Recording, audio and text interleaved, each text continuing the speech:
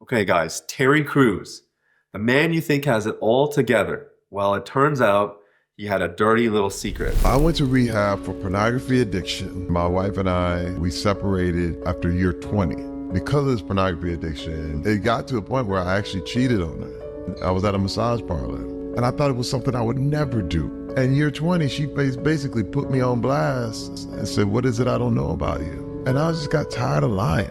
So I went to rehab. So I would always talk bad about myself in my head, like, "You dummy, you idiot, you this and that." Always talk good about yourself. The breakthrough was I have a picture of myself at 6 years old. And I looked at that picture of that kid. And I said, "Is that kid a bad kid?" "No, he's 6. He said, "At no time ever in your life did you ever stop being that little boy." It changed everything.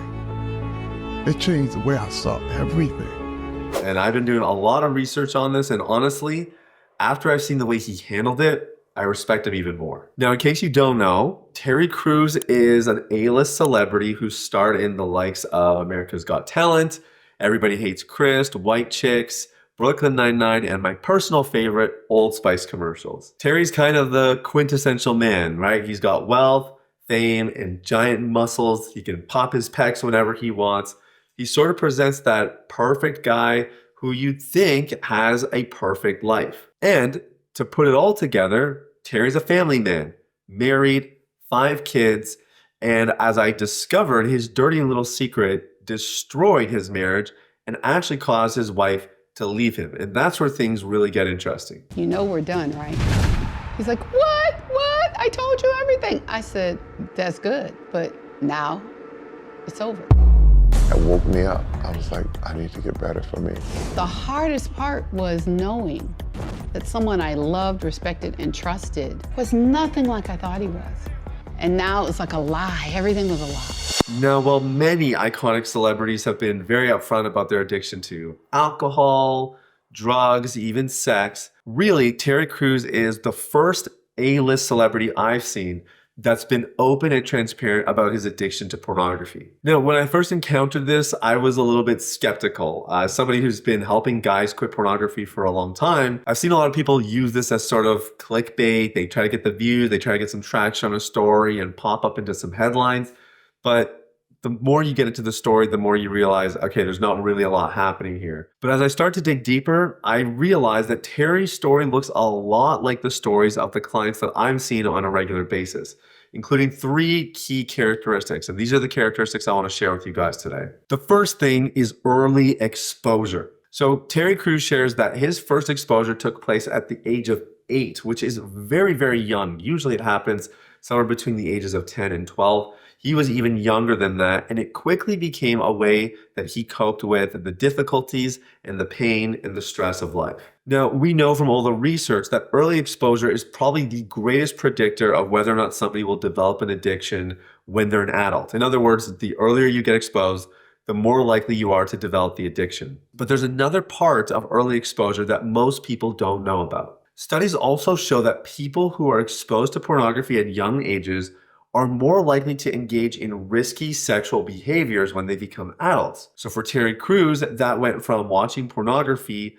to actually having in-person affairs with other women while he was on TV sets. And this is where things really start to spiral out of control for Terry. Well, my husband was away on location shooting a project, and we got into an argument because he was out late with his cast members, but it turned out he was out late with one cast member.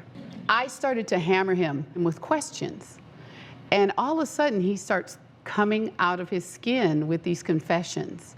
10 years ago I did this, 13 years ago I did this, and I have this addiction to pornography. And he starts to tell me all this horrible, horrible stuff. And my immediate reaction was to throw him out, and I did.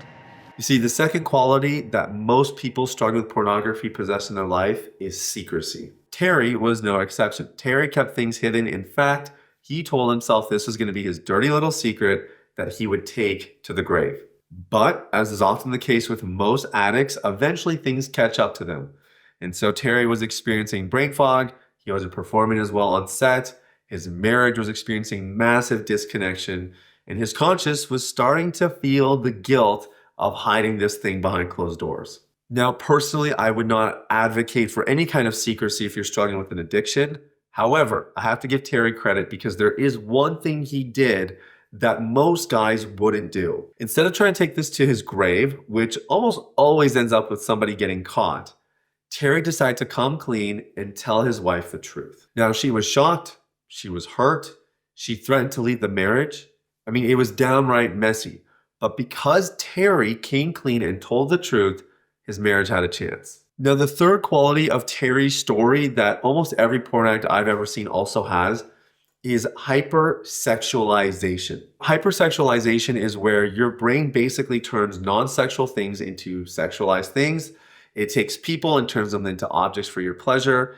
And your brain is constantly fighting the cravings and the urges because it's constantly looking for that hit. When Terry finally confronted the reality of his situation, he realized that he had no meaningful relationships at all, not even with his wife, because literally everything and everyone had become an object for his pleasure. Ultimately, pornography left Terry feeling alone, ashamed, hopeless, and like a terrible person. But thank God, Terry's story doesn't end there. You know, for years, my dirty little secret was that I was addicted to pornography for years. It really messed up my life in a lot of ways. The thing is, it became a thing where I didn't tell anybody.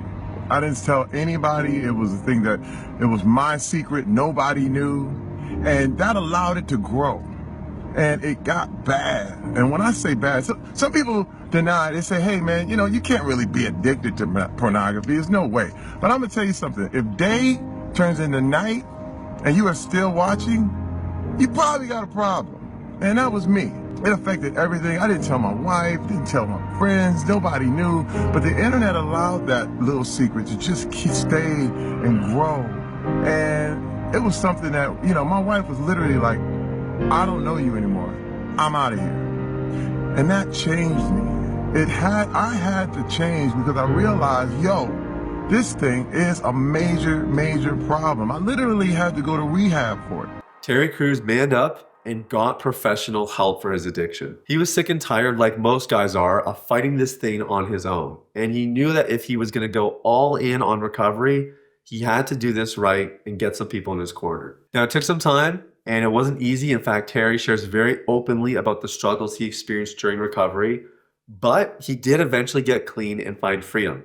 And to make things even better, his wife forgave him, decided to come back to the marriage, and they're still happily married to this day with 5 beautiful children. And rather than, quietly having this addiction story behind the curtain while he continues to act and perform and grow his following, Terry decided to come clean. In fact, he's been very public about this entire journey, inspiring men and women around the world to heal their marriages and to pursue freedom from pornography. Now, if you look at these interviews that Terry does, there's a lot of advice and a lot of words of wisdom he gives. I highly recommend you check them out.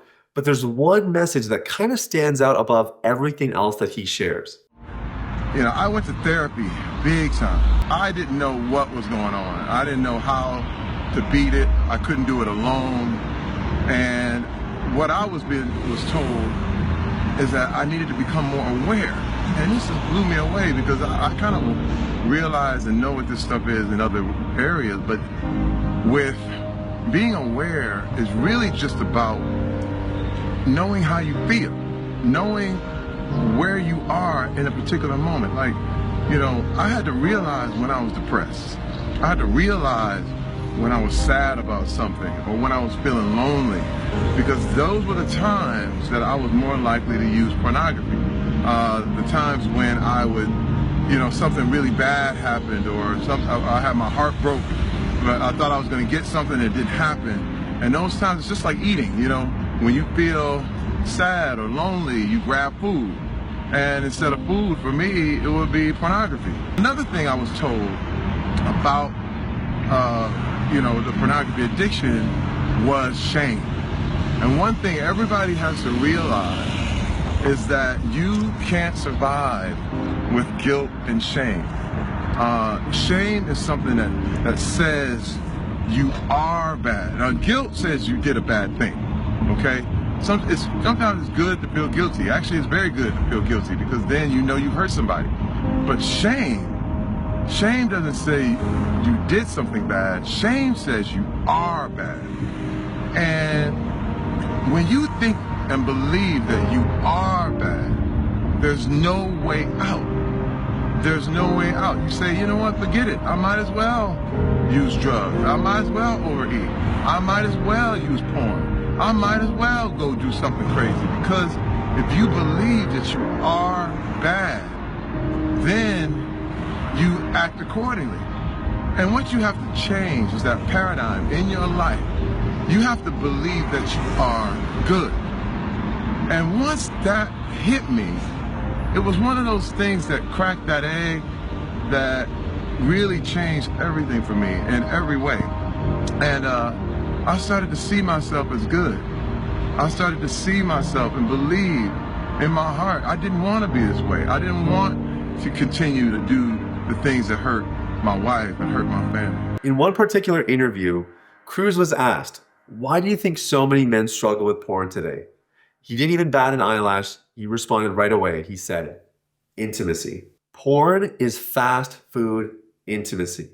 And while it may temporarily satisfy those deep desires within, ultimately, it leaves you wanting it more and in worse condition than when you first started. Terry's life is a great example of this. We all have a desire for intimacy that will get met. The question is, will it be done in a way that's healthy? In Terry's case, for over 30 years, he used pornography to satisfy his need for intimacy. But once he was willing to admit his situation, heal, get help, and take some practical steps towards freedom, he learned how to experience intimacy in healthy ways, and he's thriving now because of it. I think the way that Terry would have fixed an intimacy issue is really the same way any guy would fix an intimacy issue, which is you have to be willing to understand what's actually going on within. Like Terry's a great example, right? He's got the muscles, he's got the wealth. So externally, everything looked good. And clearly he had built his life on that. And then eventually he realized like, my life is not what I want it to be. And it's because externally he had it all together. Internally, he was totally numb. He was shut off. So if someone like that is going to build intimacy in a healthy way, they have to learn to understand what's going on in their life so that when he's sharing with his wife or he's talking to a close friend, he can actually share at a deeper level, make those meaningful relationships, and now you can actually start to form, an intimate bond with the other person. So a great example of this is the classic husband-wife conundrum. If you're married, you're going to totally get this. You come home from work, your wife asks you, "How's your day?" And you say, "Good." And then she asks, "Well, what did you do? What went on?" And you tell her all the things that you did. Okay, those are all external pieces of information. What your wife is really looking for is she wants to hear about something you did, and then she wants to hear about how you felt about it. Were there any fears that you had? What was the actual emotional part of what was going on?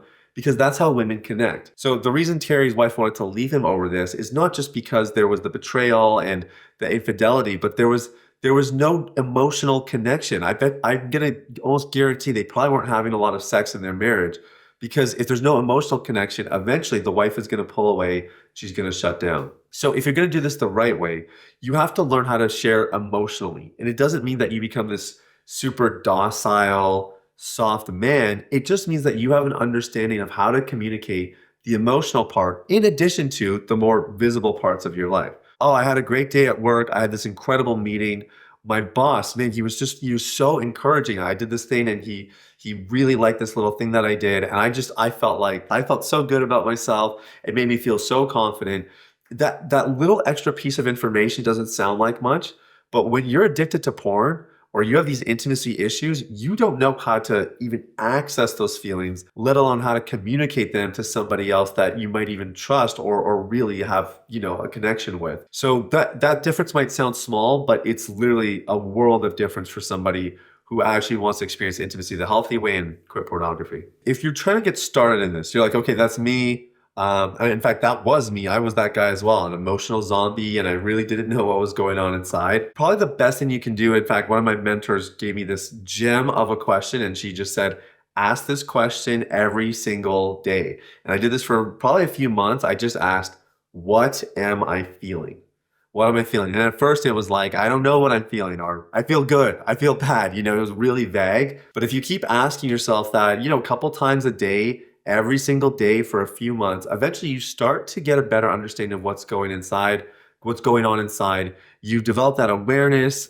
It's just more accessible. And before you know it, it's going to start to come out in your regular conversations when you do talk about, how you're doing or how your day was or that kind of thing. So that's the best way to start. If that still sounds a little bit weird, then you could get a journal and write about it, because some people are just better at processing this stuff written instead of thinking about it or even talking out loud. I have like a processing matrix. It's in my blueprint video. We can put a link to it if you want to go check that out, get a little bit more information on how to do that really well. But generally asking yourself, what am I feeling or how am I feeling? Doing that regularly, probably the best way to get started on the journey. Freedom is possible. And if you did get some value out of this, I highly recommend you subscribe to my channel. I talk about this stuff all the time. Practical ways to quit, inspiring stories, everything so that you can become the man God made you to be. And if you know somebody, maybe in your small group or somebody that you're connecting with at church that you think could benefit from this as well, make sure you share with them. It just might change their life.